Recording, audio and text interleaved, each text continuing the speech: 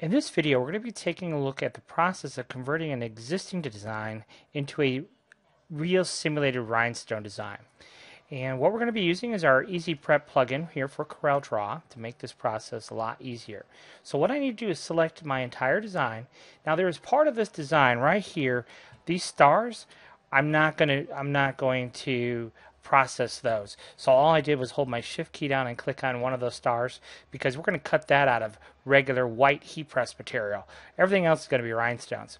So right now the software has no way to know what circle is supposed to represent what. So what we're going to do is we selected all the rhinestones in the design, and all we have to do is click on this process by color button. And what that will do is it will show us one of the colors in the design, and then we can assign a specific stone color. So in this case, cobalt blue. We'll go ahead and choose process by color again, and then it gives us another preview of the next color, which in this case is the red. So we'll set that to light cyan. And then finally the last color, which of course is our crystal. So depending on the number of stones, we'll take a little bit longer to preview. So now we'll go ahead and assign that to crystal. Go ahead and choose process by color. So now we've processed all of the rhinestones.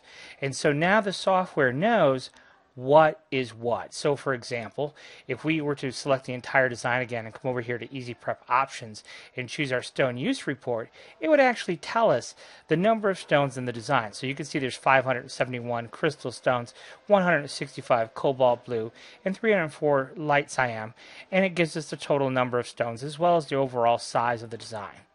Okay, and if we click on Add Dimensions, we could add the size of the dimensions to the design to our document as well. Now, how do we go about actually making this into simulated rhinestones? Well, we have a function in the software that allows us to do that automatically. And the look is actually quite realistic. So once again, we'll select our entire design, and because now the software knows which stone is what, we can simply choose the Simulate button. Now it does take a few seconds to make this process, and essentially what's happening here is the software is going in and replacing all 1,000 stones. There's actually 1,051 stones in this particular design. It's replacing all of those stones with a real simulated rhinestone, and there it is. So now if we look at that, you can see it really looks like a nice simulated rhinestone. And then if we wanted to polish this just a tad bit, I like to add the little sparkles, the little fake sparkles.